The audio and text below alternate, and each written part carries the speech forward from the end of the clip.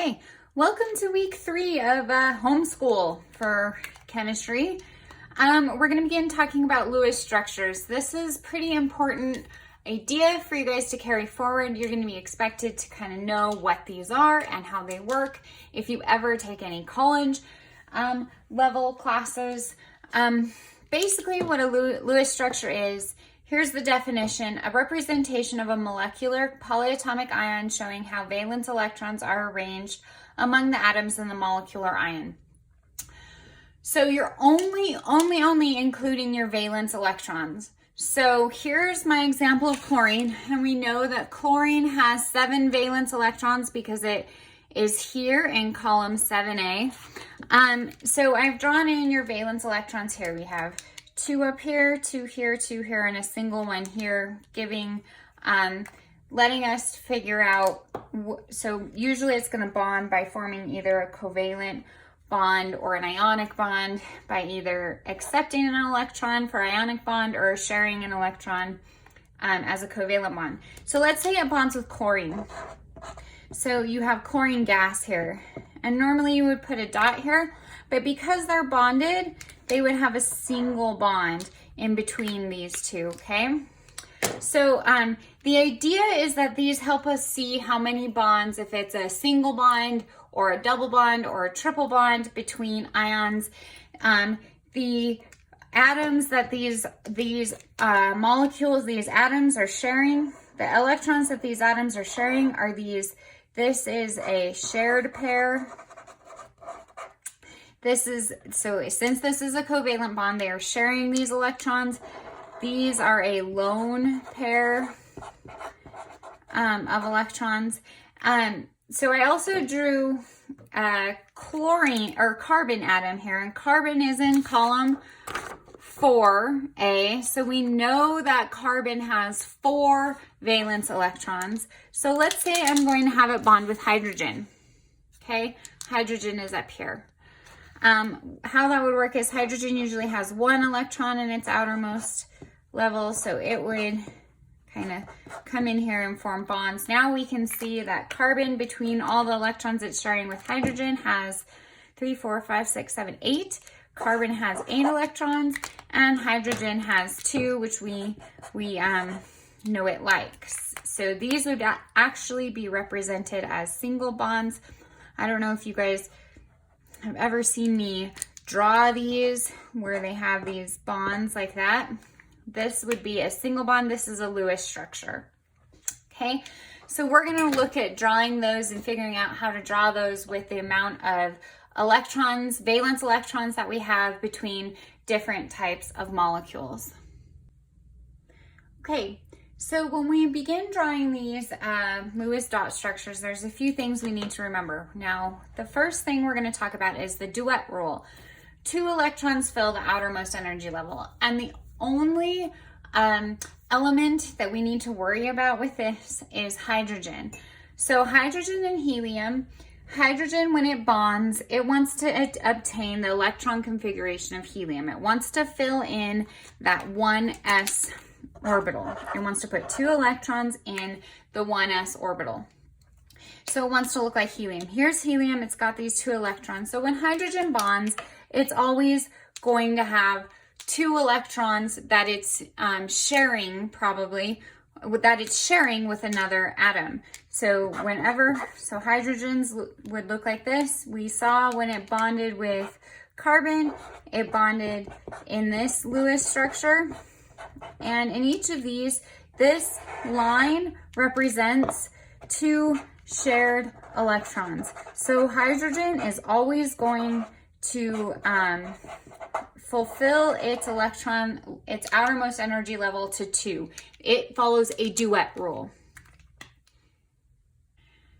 Now the second thing is pretty much everything above hydrogen and helium follows an octet rule, where they are 8 electrons fill the outermost energy level. So when they bond, they want to have 8 electrons that they have for themselves and that they're sharing. So I've shown you a diatomic molecule of Cl2. This is chlorine gas.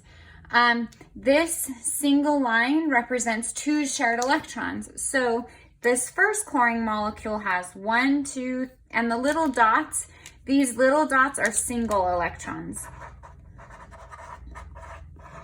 Okay, so first of all, I want to ask you, why do we always put 2 on each side, and then when they bond, they share 2 electrons? Why isn't it 1? Well, and that's because when we go back to our electron orbitals that we drew last chapter, each of our electron orbitals had a maximum of 2 electrons in spinning in opposite directions. So remember these boxes that we drew? That's because each of these orbitals, and we had X, Y, Z here, had 2 electrons in each of them spinning in opposite directions. Well, we represent that here in our Lewis dot structure. So if we were to count the electrons in our first chlorine atom, we would count 1, 2, 3, 4, 5, 6, 7, 8. So it has access to 8 electrons. Okay. Now we have to also count our second electron, or our second atom of chlorine. 1, 2, 3, 4, 5, 6, 7, 8. 8 electrons. Okay, great. We know that this is the correct Lewis structure because each of our chlorine atoms has access to 8 electrons. Further, we know that chlorine each separately has 7 electrons in its outermost level. If we multiply, and so we know we've got 1, 2, 3, 4, 5, 6. It's sharing 1. 1, 2, 3, 4, 5, 6, sharing 1. Okay. When we get into the valence electrons becomes important, but we'll work up to that. Okay, finally, we're going to talk about the electrons that we have in our Lewis dot structure. So the bonding pair of electrons is the pair that's shared between 2 atoms, forming a covalent or polar covalent bond. So this is a bonding pair. A lone pair are electron pairs in a Lewis structure that are not included in bonding. So all of these that are not shared between the 2 atoms, these are all lone pairs of electrons. Okay, make sure you get these definitions and understand what we're talking about in order to move forward. All right, so the next thing we're going to do is we're going to draw the Lewis structure for water. We know we have the chemical formula for water is H2O. We have 2 hydrogens and an oxygen. So hydrogen will have 1 valence electron, we know because it's in this column, 1A, and oxygen is in column 6A, so a 6. So we need to make sure we draw in 6. 1, 2, 3, 4, 5, 6. We're gonna put some hydrogens in here. Okay. So if we combine our hydrogens and our oxygens, we end up with a molecule that looks like a Lewis structure, that looks like this. Okay. Now, oxygen has 8, needs to fulfill the octet rule. So at this point, hydrogen fills a duet rule and it has 2 electrons. This hydrogen has 2 electrons. Great. Hydrogen has 2 electrons. Yes, we're done with that. Now oxygen, we need to make sure we draw in the other valence electrons for oxygen. So we have 1, 2, 3, 4 here. If oxygen needs a total of 8, I need to be adding at least 4 more oxygens. Or no, exactly 4 more oxygens. So 1, 2, 3, 4. So this would be the Lewis dot structure for water. It looks just like this, okay? Oxygen, does it have 8 electrons? 1, 2, 3, 4, 5, 6, 7, 8. Yes. Okay, check. We're done. That's the Lewis dot structure for water. Okay. The next problem we're doing is we're drawing the Lewis dot structure for hydrogen and chlorine. So if we draw it in here, hydrogen, we're going to draw a single bond between hydrogen and chlorine. So hydrogen has 2 electrons. Are we done with hydrogen? We are, because we know hydrogen fulfills the duet rule. Now chlorine has to have 8. So if we have 2 here and it has to have 8, 8 minus 2 is 6. So it's going to have 2 electrons on every side. Okay. Okay, the next atom we're building is carbon tetrachloride.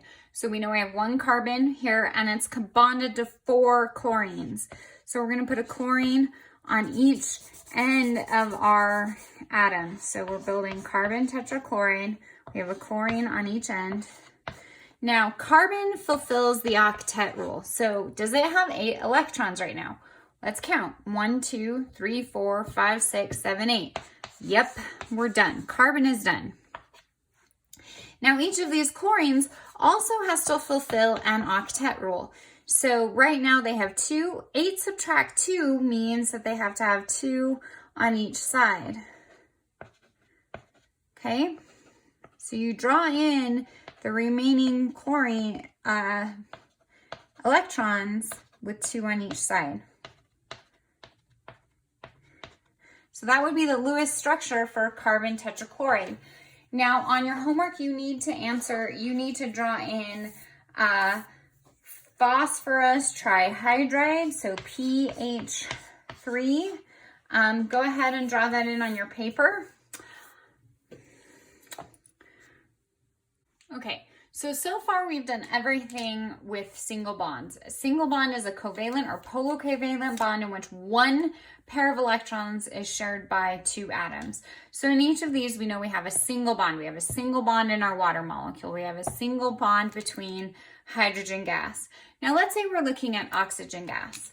We know because oxygen is once again here in column 6A, that oxygen as an atom has 6 valence electrons. Okay, so if I have 2 oxygen atoms, my total amount of valence electrons becomes 12. I now have 12 valence electrons between my 2 molecules. So if I draw in a single bond between my oxygen atoms and then I fill in with my electrons, I need to make sure I have 12. Now this fulfills the octet rule, right? 1, 2, 3, 4, 5, 6, 7, 8. 1, 2, 3, 4, 5, 6, 7, 8. However, how many electrons do I have total? 1, 2, 3, 4, 5, 6, 7, 8, 9, 10, 11, 12, 13, 14. I have 14 electrons, which means I have 2 electrons too many. And that doesn't happen.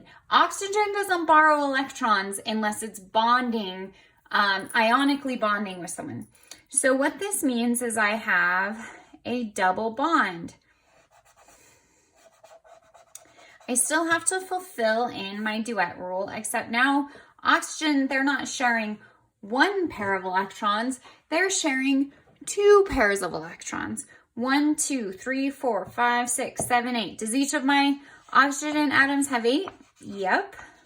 1, 2, 3, 4, 5, 6, 7, 8. Yes. Do I have 12 total valence electrons? 1, 2, 3, 4, 5, 6, 7, 8, 9, 10, 11, 12. Yes. Okay. So what happens is when oxygen bonds with itself, it forms a double bond, or, okay, the double bond is when a polar covalent bond in which 2 pairs of electrons are shared by 2 atoms. So we've got oxygen, they have 2 pairs of electrons that they're sharing to reach their rule of 8, to reach 8 electrons around each. Well, let's say we're looking at nitrogen gas, N2. Nitrogen is in column 5A. So it has 5 valence electrons each, which gives us a total of 10. So we could start out by drawing nitrogen with a double bond. Okay, and then fulfilling, we know we have to have 4 around each of these. Well, if we count up our electrons, 1, 2, 3, 4, 5, 6, 7, 8, 9, 10, 11, we have 12 valency electrons. We have 12 valence electrons, but nitrogen only has 10. that means that we have to get rid of we have to have another sharing of electrons. So now we have 1, 2, 3, 4, 5, 6, 7, 8, 9, 10 total valence electrons. And each of these nitrogens has 8 electrons around it. So now instead of a double bond, this is a triple bond. Okay, so a triple bond is a covalent or polar covalent bond in which 3 pairs of electrons are shared by 2 atoms. So N2 would be an example of a triple bond. We have 2 nitrogen atoms, they share 3 pairs of electrons. Okay, it's a triple bond. This is one reason why nitrogen gas is so stable. At this point, we're going to start drawing Lewis structures and using single, double, and triple bonds to have the appropriate number of valence electrons. But first, we're going to talk about resonance. Okay, resonance is a condition occurring when more than one valid Lewis structure can be written for a particular molecule. Now, we're going to look specifically at ozone, or O3, which occurs in our atmosphere. It's pretty important. It's in the stratosphere, and it absorbs the UV rays coming in from the sun.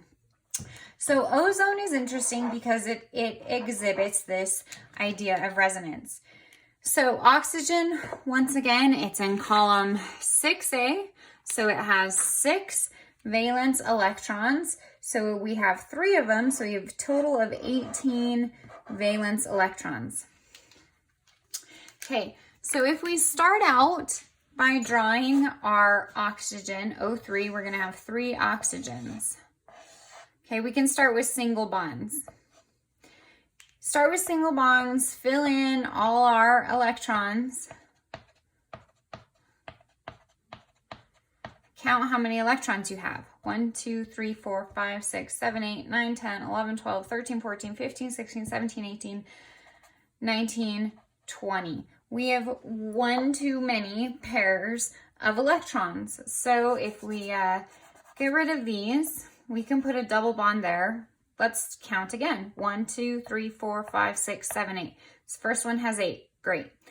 1, 2, 3, 4, 5, 6, 7, 8. Second one has 8. Awesome. 1, 2, 3, 4, 5, 6, 7, 8. All 3 oxygens are fulfilling our octet rule. Then if we count our total electrons, 1, 2, 3, 4, 5, 6, 7, 8, 9, 10, 11, 12, 13, 14, 15, 16, 17, 18. 18 valence E. Okay, we're good. Okay, can you think of another place that we could put the double bond instead? Well, the logical answer is to just stick the double bond here instead of having, and then have a single bond here. So you have 1, 2, 3, 4, 5, 6, 7, 8, 9, 10, 11, 12, 13, 14, 15, 16, 17, 18 valencies. 1, 2, 3, 4, 5, 6, 7, 8. 1, 2, 3, 4, 5, 6, 7, 8. 1, 2, 3, 4, 5, 6, 7, 8. Okay, great. All 3 of my oxygens have 8 electrons. I have 18 total electrons. This is also a valid structure for the Lewis structure. So in fact, resonance occurs with O3, with ozone. So you have this molecule, and then you would have this one, where you have a double bond on the other oxygen. Okay, so that would be an example of resonance. Okay, we're going to do some example Lewis dot structures now.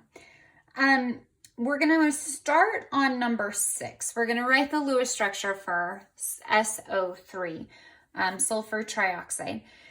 So the first thing we're going to do is figure out how many valence. Okay, so number 1, we're going to figure out our number of valence, total valence electrons. Okay, so that's the first thing we're going to do. Sulfur and oxygen are both here in column 6A, which means they both have 6 valence electrons. So sulfur has 6, And oxygen also has 6. Now, how many atoms of each do we have? We have 1 atom of sulfur and 3 of oxygen. So we have 6 plus 6 times 3. 6 plus 6 times 3, which is 24. Okay, so now we know we have a total of 24 valence electrons.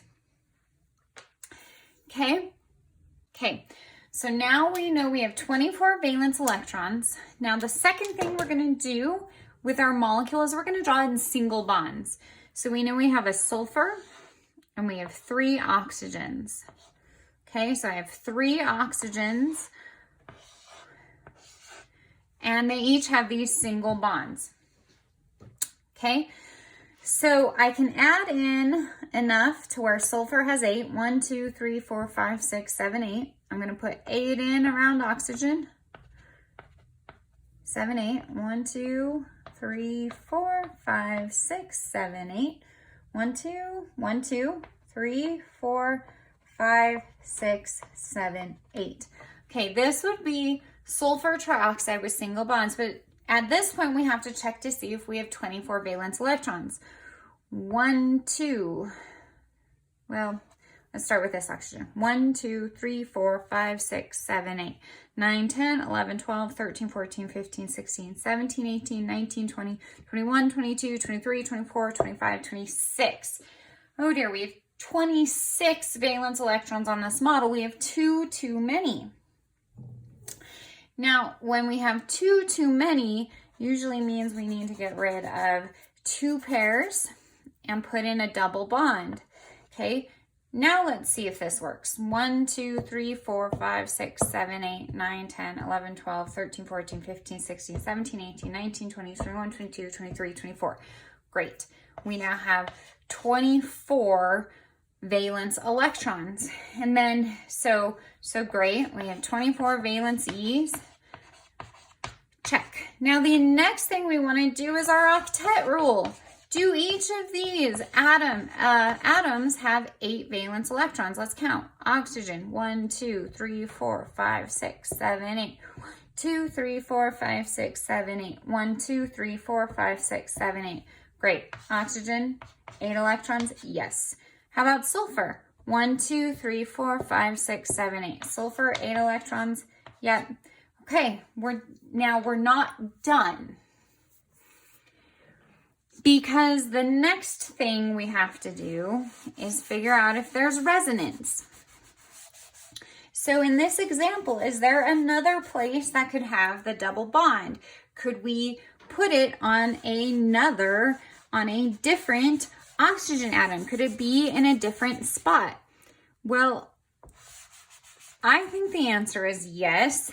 You could move your double bond from this oxygen to this oxygen, or from this oxygen to this oxygen. So your resonance structures would be sulfur, double bond with this first oxygen.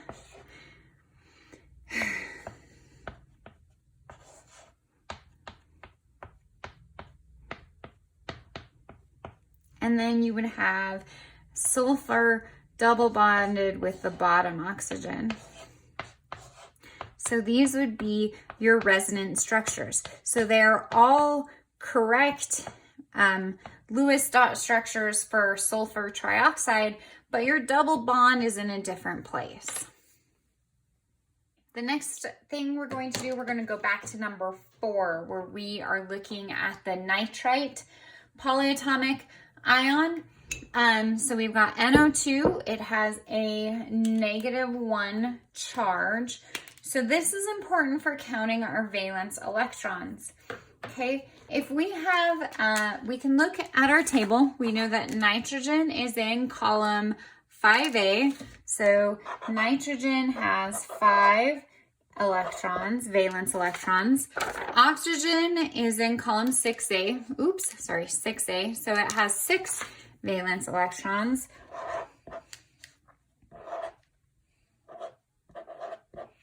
And there are 2 of them.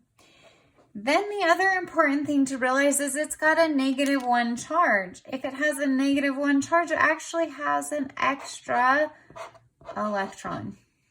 Okay, so we have 5 plus 6 times 2 is 12. 12 plus 5 is 17, plus 1 is 18. So we have 18 valence electrons. Okay, so we're done with step 1. Now, step 2 is we're going to put our polyatomic ion in and we're going to draw a single bond. So you've got nitrogen. You always start with the one that's off in the middle, the one that's different from your others. So with oxygen. Okay, nitrogen, 2 oxygens, and we can add in our electrons now. So nitrogen should have 8. 1, 2, 3, 4, so we need 4 more. Oxygen should have 8. So 1, 2, 3, 4, 5, 6, 7, 8. Same thing over here. Now, okay, we've drawn in our single bonds and we've put electrons in. Now we have to count to figure out if we have too many. And if we do, we remove and add a double bond. So 1, 2, 3, 4, 5, 6, 7, 8, 9, 10, 11, 12, 13, 14, 15, 16, 17, 18, 19, 20. Is 20 larger than 18? It is. So we have to remove a set of 2 pairs of electrons and we're going to add in a double bond. And usually you put these on top like this, but let's count. 1, 2, 3, 4, 5, 6, 7, 8, 9, 10, 11, 12, 13, 14, 15, 16, 17, 18. Do we have 18 electrons? We do. The final step for a nitrate ion is to put it in brackets. For a polyatomic ion, put it in brackets and you put the charge up here. So it shows that it's a polyatomic ion as opposed to a molecule. Now, the last thing we do is we check for resonance. Can we write this in another way? And what if we put the double bond here? We could do that and it would be different. So we start with oxygen, single bonded to nitrogen, double bonded to oxygen, and we put our electrons in.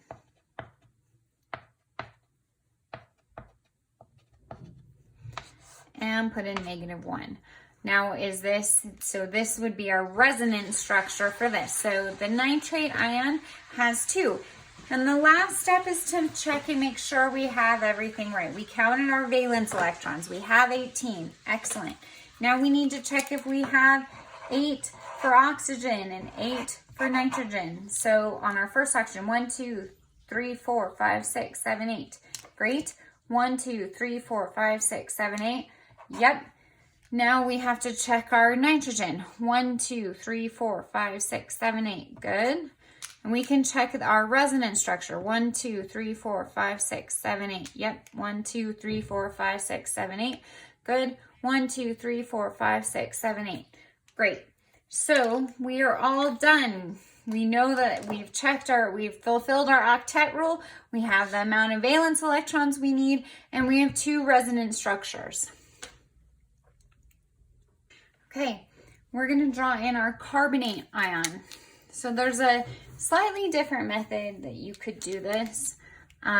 Well, we're still going to start with finding our valence electrons. So carbon has 4, oxygen has 6, and there's 3 of them. Then we have a charge here. So we have 2 extra electrons. So 4 plus 18 plus 2. Because we have 3 oxygens with a 6 charge, gives us 24 valence electrons. Okay, so then we're going to start by drawing in our single bonds just like before. So we have carbon single bonded to 3 oxygens. Okay, at this point, we can subtract the amount of electrons we have in. So if we take 24, subtract 1, 2, 3, 4, 5, 6.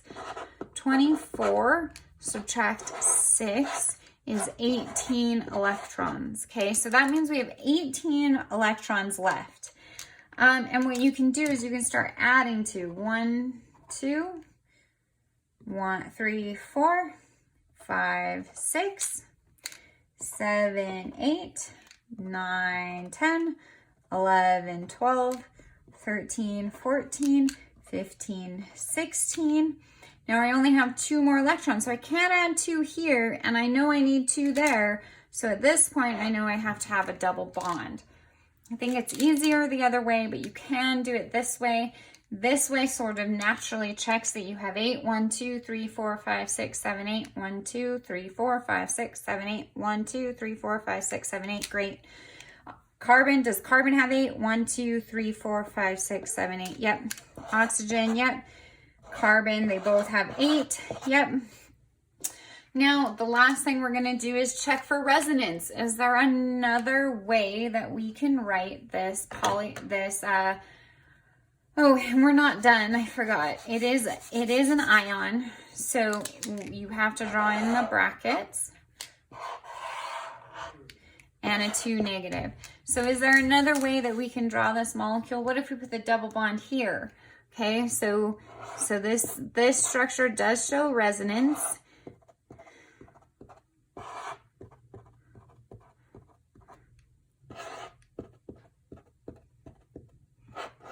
Okay, so this would be another one. And then there's obviously one more, so you can draw the third one.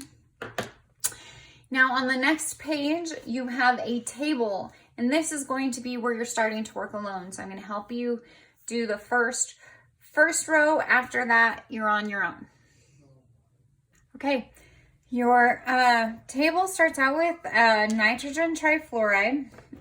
So you're going to start with counting up your valence electrons. Nitrogen is in column 5A, has 5. Fluorine is in column 7A, F, so it has 7. And there's 3 of them.